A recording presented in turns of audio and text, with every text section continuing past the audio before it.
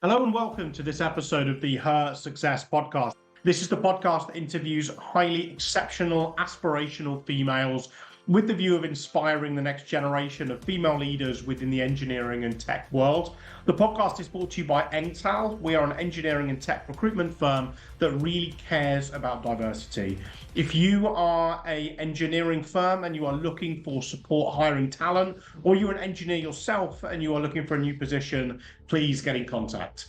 In this episode of season 2, we interview Leslie Vickrey. Leslie is the CEO and founder of ClearEdge. She's also an author, a board member. She has her own podcast. She's also a DEI influencer. A really fantastic podcast. So without further ado, let's get to the show. Hello, everyone, and welcome to this episode of the Her Success podcast. Today, I am joined by Leslie Vickrey. Leslie has an incredibly impressive and varied background. She is an entrepreneur. She's a DEI influencer. She's also a published novelist, which is the first one that we have had on our podcast. Currently, she's the CEO and founder of ClearEdge Marketing, as well as Ara Mentors. She sits on many boards of organizations, and in January 2022, she co-authored a book called Together We Rise, which is a compilation of stories that exemplify the power of women empowering each other. So just a fantastic guest. I'm really excited to chat with her today. Leslie, welcome to the show, and thank you so much for your time. Oh, of course, thank you so much for having me. It is an absolute pleasure to be here. Awesome. I guess first things first, I'd love to get an overview of your background. I believe, kind of like myself, you have a deep background within the staffing world. So maybe you can start by just giving us a bit of an overview of where you came from and how that's led you up to today. Sure, thank you. Well, I would say, like a lot of people, it was some twists and turns on my journey to getting into staffing, but it's actually an industry I've been a part of for over 20 years now. So I, like many back then, which I hope this changes going forward, that people find staffing and seek it out, but I kind of fell into staffing and really on the technology side of the house. So we also have that in common for each other. My true passion is writing and journalism and PR, and that's really what I wanted to do growing up. I kind of figured that out from, I believe, 10th grade, so high school, going into college and studying journalism. And when I left, that was really what I wanted to do, journalism and broadcasting. But fate had other plans for me and led me to McDonald's Corporation and internal communications. Then I did the nonprofit route and went to junior achievement. And shortly thereafter, I landed a job with a company who offered both professional services and solutions and staffing and a lot of different things, but within the technology area. So I fell into that role and started to learn not just the writing and journalism and PR elements, but into full marketing. After that, I was fortunate enough to get a job at a company at the time was called Interim, which then merged with Norel to become Spherion, which ultimately became Randstad, and I ran marketing for the technology division. So back in the day, we were one of the very largest in the world, and I loved it, but through mergers and acquisitions, as you're familiar with in our industry, I had to make a move physically, leaving Chicago to go to Atlanta to keep my job, and I chose not to.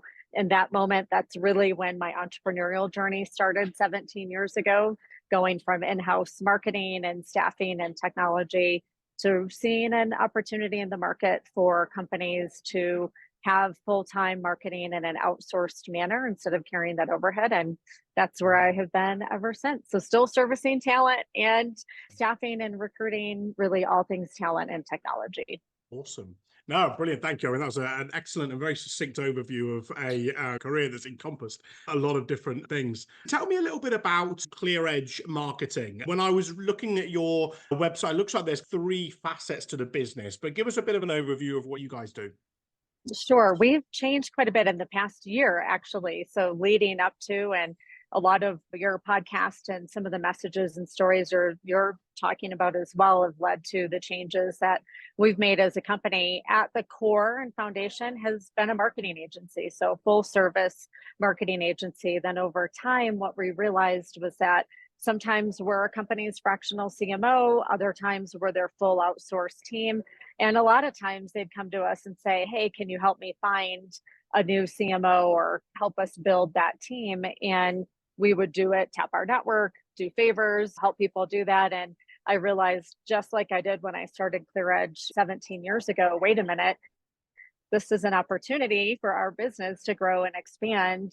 We should be offering this full circle for our clients. So we launched a division called ClearEdge Recruiting, which effectively helps our clients staff their marketing teams. So whether they want to outsource it to us and have us do special projects or all of their marketing, or we can help them staff their team, we really can meet them at their need today and help them either way. It seemed like a natural evolution being in the staffing industry for so long and building our own teams to actually help companies staff their teams. So that was the second division that we launched, and Leslie Kardick on our team runs that.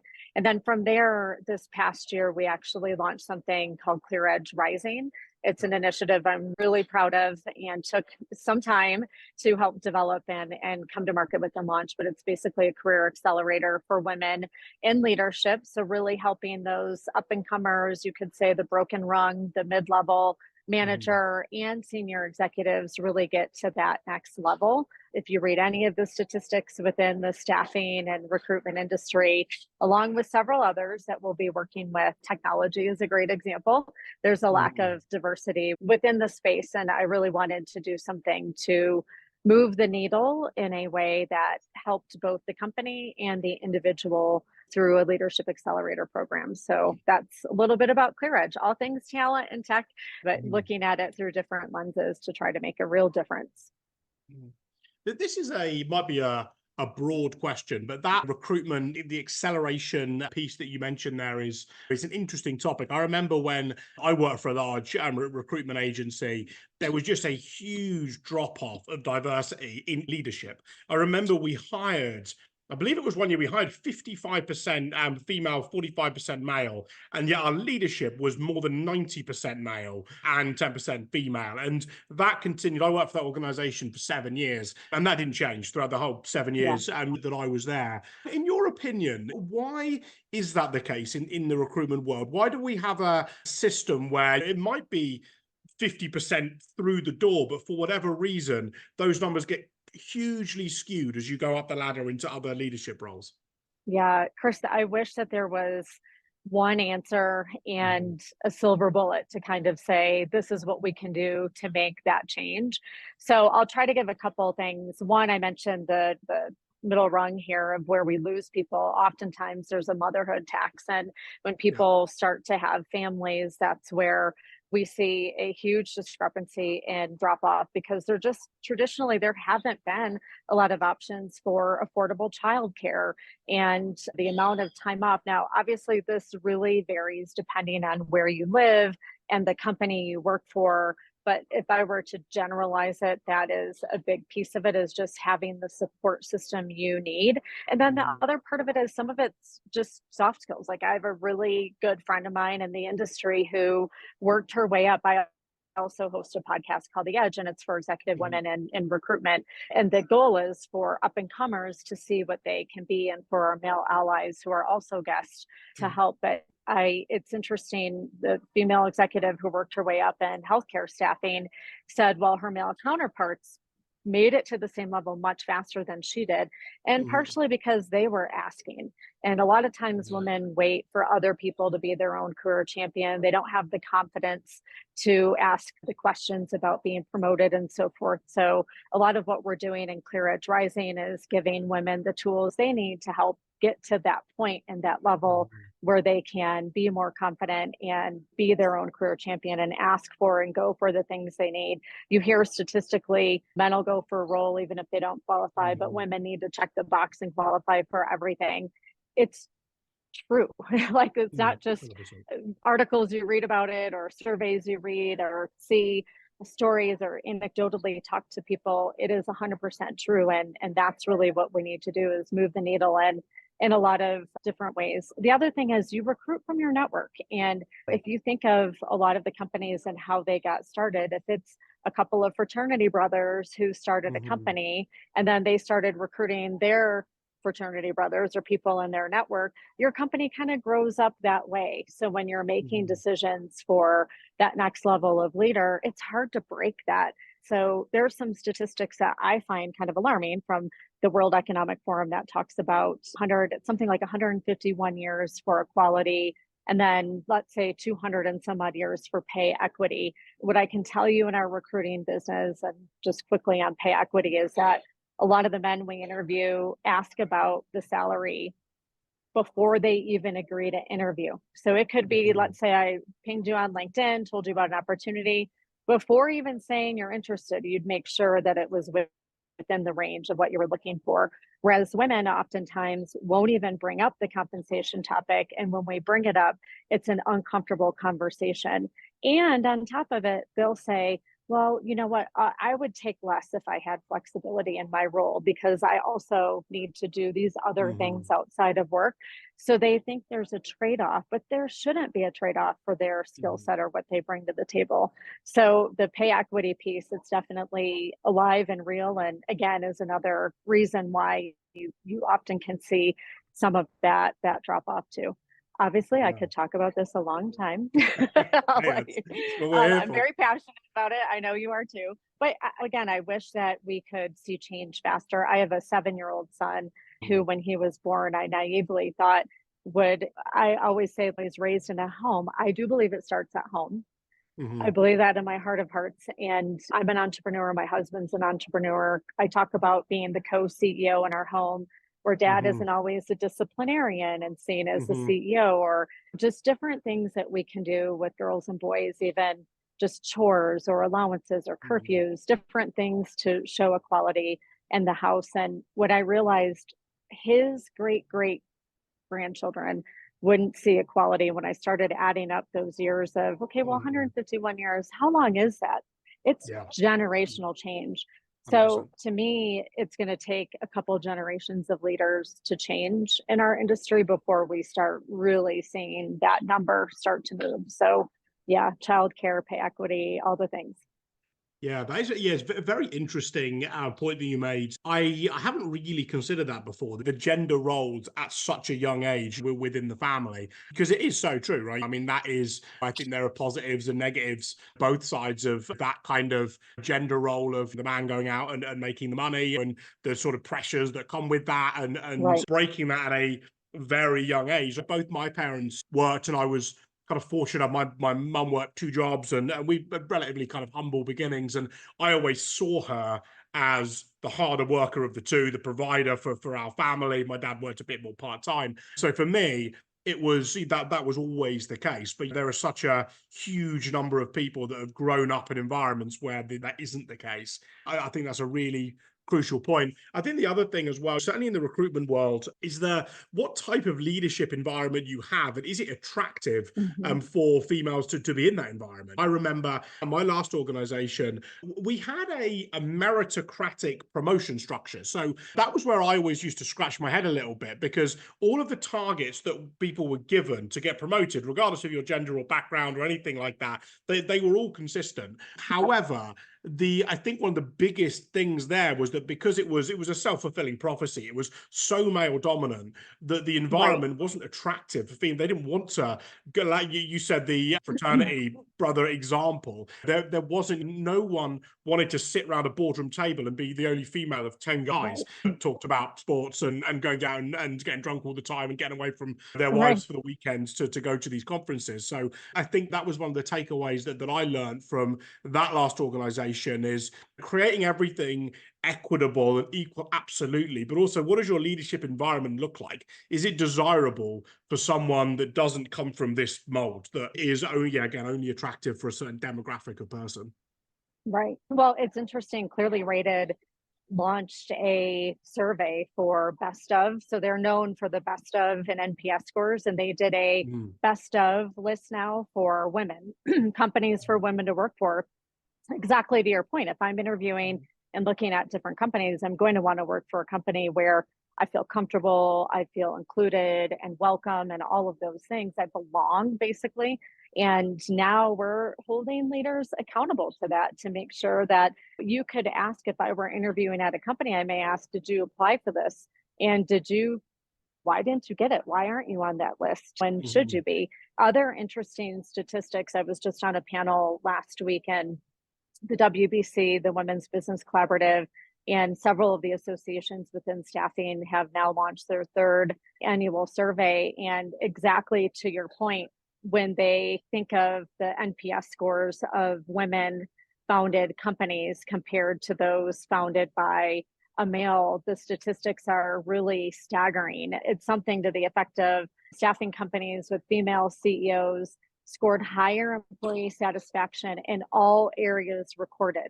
And the female CEO scored on average 87% in meeting their staff's expectations compared to 77% if the male was a CEO. So there is 100% something to what you're saying about that leadership team and making it just where you feel like you belong and are welcome at the table. Otherwise, you would leave. And Michelle Sims, she's a CEO of a company called UPro, and she'll say, women speak with their feet. If they're not seeing that, they're going to leave. And they do. We interrupt this podcast for a quick 30-second introduction to Intel, the host of Her Success. Intel is a US-based staffing agency specializing in engineering and technology. We have an insatiable passion for diversity, equity, and inclusion. And part of our mission is to balance the diversity scales in our industry. We are so tied to this mission that we donate $1,000 from every underrepresented placement made to our very own nonprofit, Diversify the Future.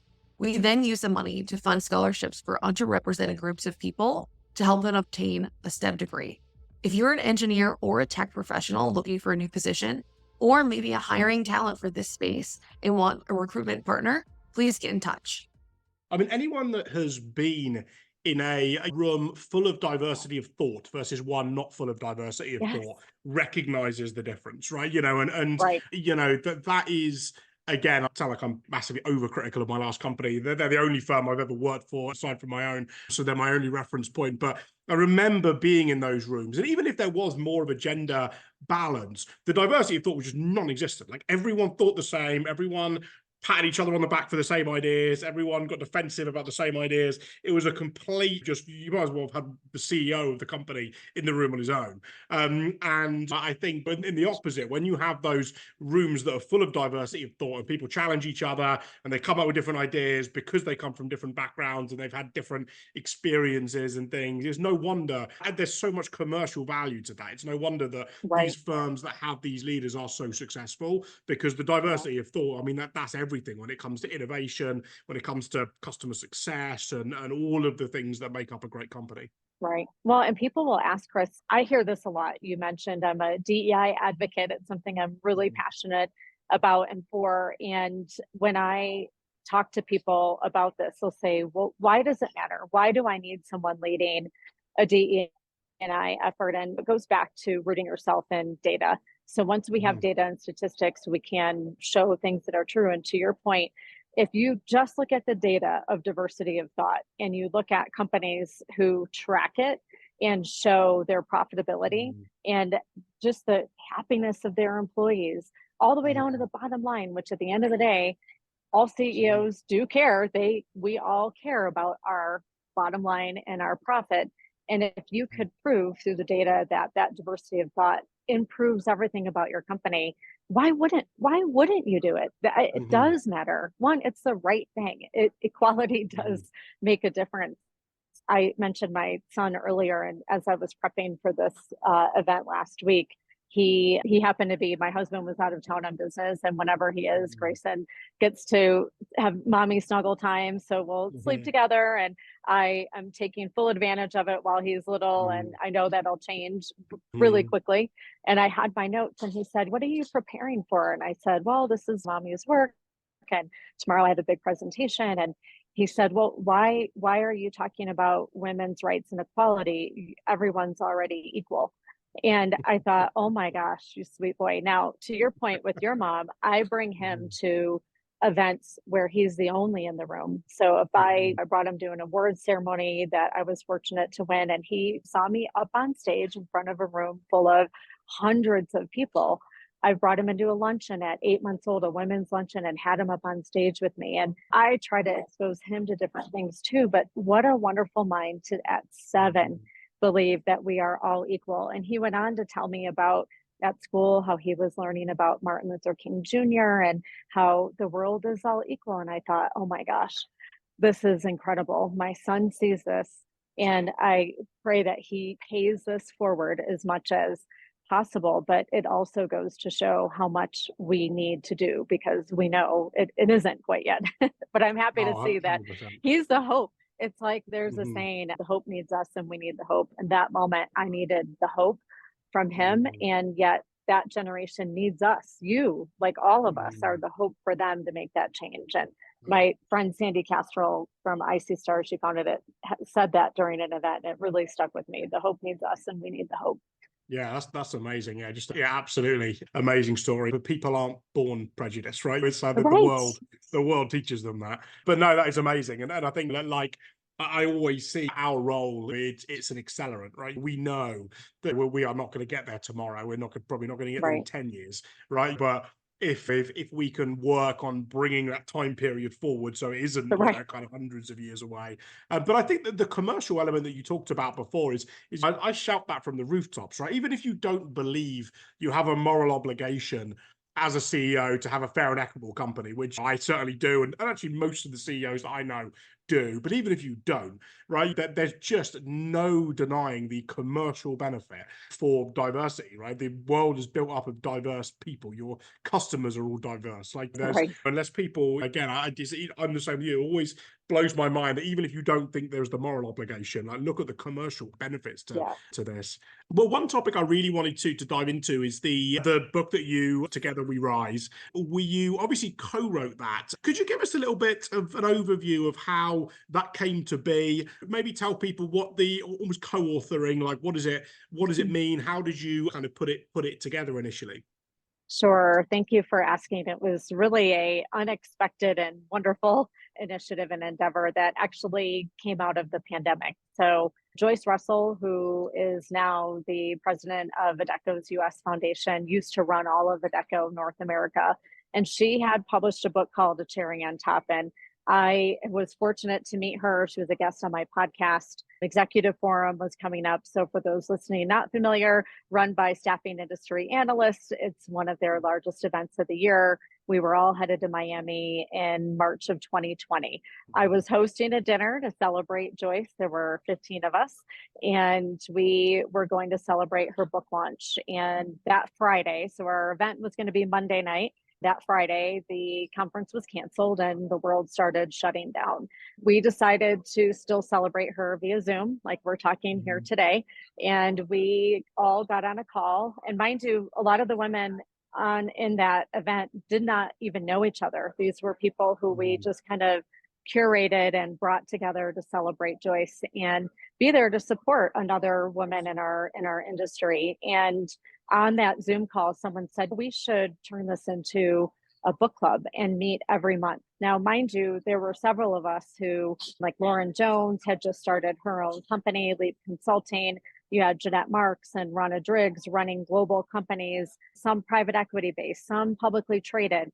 Everyone was facing different things within that moment of our lives. And we decided to come together and meet every month and bring authors in to speak to us. But Chris, it turned into so much more. It turned into friendships being forged, and really in some of our darkest personal days and professional days, being there for one another in a way that, had we just had that dinner, would have never happened, because it's like you show up, who you're sitting next to or across from, you have a conversation, and that's about it. We were able to create something really special. And through inviting an author who Jeff Bowling actually introduced me to her, Michelle Prince, she came, and she's an author herself. She also does publishing, and she heard our story. And quite frankly, she could just see the love between us, to be honest. Like, she heard our stories. We were doing business together. We were cooking together. We hired chefs to like make lasagna with us. We were working out together. We really came together, and she said, you all should write a book about this. And that's what we did. Now, the book ended up, of course, you had a group of teen type A personalities. We all said yes before we knew what we were committing to, which was another story. But we ended up coming together, and each of us individually in our chapters sharing our own personal journey. So the story beginning is talking about what I just shared with you and how we were able to come together. But each chapter is different and unique. It talks about triumph and tragedy, growing up with parents who have addiction, really looking at our own lives. And mine revolves a lot around self-confidence. And I was teased a lot as a young child. Growing up Lebanese and Italian, I was very hairy as a young girl and teased often. And we talked a lot about our own personal journeys of what got us to where we are today in short form chapters. So it was exciting. It was nerve-wracking. I think I helped organize it with Lauren Jones, collaborating with everyone. And I think I pulled it from the press 3 times, just out of my own nerves of telling even my own story. Or you get in your head, I call it the evil DJ, like, is my story worth it? No one had read each other's stories other than Lauren and I, because we were editing it.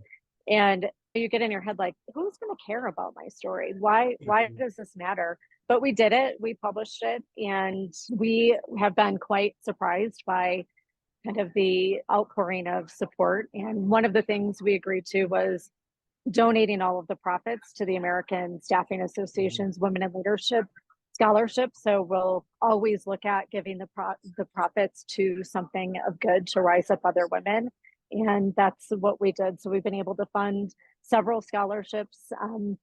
I think so far, probably 10 different scholarships, and we continue to speak to different groups and companies and use the book sales and our time to help fund that initiative. So it's a real feel good kind of coming out of it. Nice. No, I imagine that's absolutely amazing. I did actually, our mutual connection, and Jeanette recommended that I bought the book a few months ago for my wife. She said she wanted a couple of business books before we went on vacation, and Jeanette recommended it. So I must confess I haven't read it myself, but I will 100% commit to reading it. After this conversation, my wife loved it. She said she took so much from it. Oh, I'm so happy. I imagine you must have learned a ton just going through that with all of those kind of individuals and post publication. I'm sure you've had a lot of great stories from the people that it inspired. Give me one thing that you really took away from that process and you really learned going through that. I think it goes back to, for me, this theory or concept of, if you can see it, you can be it. And to speak up and use your voice and say it moments. That's why I think for someone, our male allies should definitely read the book too, because you're going to hear certain stories or read different stories. It is audio, and we each read our own chapters, just so if you listen to the audio version of it, which was also another interesting thing. But just, a lot of us are accomplished executives. We're up on stage a lot talking about our stories and different things. But when you put something in writing, and you put it out and you publish it, it hits you in a different way. There's no taking it back at that point. And for me, it was really being okay with putting it out there and making sure that other people hearing our stories could feel like they're not alone. So they're going to get something out of one of the 15 stories. And one of their reactions will be, I'm not alone. Another will be, I can do this. If they can do it, I know I can do it. And so the more people see that, we're humble, we're just like regular people. We've worked really hard to overcome things, and I still have to work really hard. I know a lot of us do, to overcome the evil DJs in our own head. And the more we put ourselves out there and are vulnerable to do that, the more men will learn from us, and the more women will say, I can do this too. And that has been really rewarding, to hear people and have them reach out to say, whether it's me or a different author, like, your story really resonated with me. Thank you for putting it out there. I'm going to do the same thing. And quite frankly, this group, it was supposed to be a dinner. Anyone can do this. It didn't take years and years of planning. This took us just coming together to be there for one another and to really support one another. And we did it. We showed up for each other month after month and continue to be there for one another when we need something. If someone's sick, we're there. We're sending them things. We're helping them. If someone needs a new job, we're there. We're helping them. So anyone can do this. And I would encourage others to, not necessarily the publishing, the book front, although a group of women in healthcare did end up taking the book and doing something similar, but just to be there for one another and to support one another, but to remember you are enough, you can do it, be confident, and see in us something to believe in yourself was really important. Yeah, That was a 100%. long answer. No, I mean, I'm sure. Well, I'm sure there was a lot there. I'm sure that was just the tip of the iceberg. It's funny. I speak to and interview highly impressive people very regularly, and I do think the one common theme that everybody shares is imposter syndrome. I think going back to the point that you made earlier, I don't think I've ever met a truly successful person that didn't at some point feel, do people want to learn from me? Am I supposed to be here? Am I in a position that's too big for myself? And that's one of the messages that has really shone through in our podcast, is just expect to feel that way, right? It's completely normal. If you don't feel that way, maybe you have more in the tank. Maybe you can push yourself kind of a little further. And I think to your one of your other points there, that was one of the reasons that we launched Her Success, was almost to normalize the people that are the ones that we're interviewing, right? I think some people, particularly in their early careers, I know I was certainly like this, we look at, I came from, like a relatively humble upbringing and maybe a bit more unorthodox than most. And I remember looking at the senior execs, thinking they were gods. They were so far beyond anything I would ever be able to achieve in my life. And I think with the more I've interviewed people in this podcast, and it's so, they're normal people. They suffer from the same kind of ailments that everybody else does. And have the same insecurities, and they've gone through the same journeys. And I think that's one of the big messages that I like to share with our listeners, is that you don't need to be like it's attainable, no matter where you, no matter what background that you come from. None of this is out of reach if you want it badly enough. I guess the final question, we're running out of time here, which is, it seems like this has gone in an absolute heartbeat because the conversation's been so good. But when you look to the future, tell me something that you have coming up, and something that you're excited about for the future. Yeah, well, I will just say to Chris, like, progress and looking at what even this conversation and you hosting this podcast. My mom, she sadly recently passed away. She was a single mom. When I was 6 months old, my parents separated. So think back in the 70s, that was not common for people to be divorced. I think I was in high school before there was another family that we knew. But my mom would always say to me, she would come to the ARA events for the Women in Technology group I co-founded. She would listen to our podcast. She would attend. She read the book, of course, and all of these things, and come to the events. And she just kept saying, I never had anything like this when I was growing up in my career. And she was a secretary, worked her way up to CEO. And I really watched her working really, really hard over the years, and my grandmothers as well. And I just think of the progress we've made. You have a podcast, my podcast, the book, ASA, and the Women in Leadership, the Scholarship Fund, Thrive, TechServe and their women's luncheon and their women's groups. I could go on and on. SIA and Executive Forum. You've got the book movement, WBC, data. There's a lot of progress, yet there's still a lot to be done. So I look at the hope that I had last week in just a conversation with my 7-year-old son, and I look at what we can do and the impact we can all make if we keep taking action. And that's something I'm really excited about. Surveys like Clearly Rated, holding people accountable, putting ourselves out there, that gets me extraordinarily excited. And listen, from a tech standpoint, when you look at the world of, it's a whole other conversation, but the world of AI and just changes that we're going through, when I think of the importance of talent and technology, and the two industries you and I are part of converging, there's still so much we can do for the world of work, which is super exciting to me. So for us, and things I'm excited about, obviously with the marketing and talent and the rising piece, just being able to make a market and impact on that means a lot to me, and is something that I'll keep pushing really hard for. No, awesome. That's incredible. I often think that we have a long way to go, and that there's a lot of things in front of us, but we probably shouldn't lose sight on how far the world has come. Right? I've been in the working world for 13 years, and it's night and day compared to where it was even when I started in the world, let alone 50 years ago, 100 years ago, 200 years ago, right? There's the acceleration is exciting, and we've got to keep the foot on the gas, I guess. But anyway, Leslie, thank you so much. This was such a fantastic conversation. I personally found it really, really insightful. I'm sure every one of our listeners did as well. As always, Leslie's contact details will be in kind of the details of the episode, as will a link to her book, Together We Rise. So if anyone wants to purchase that, I would highly recommend it. But Leslie, thank you so much. It's been an absolute pleasure.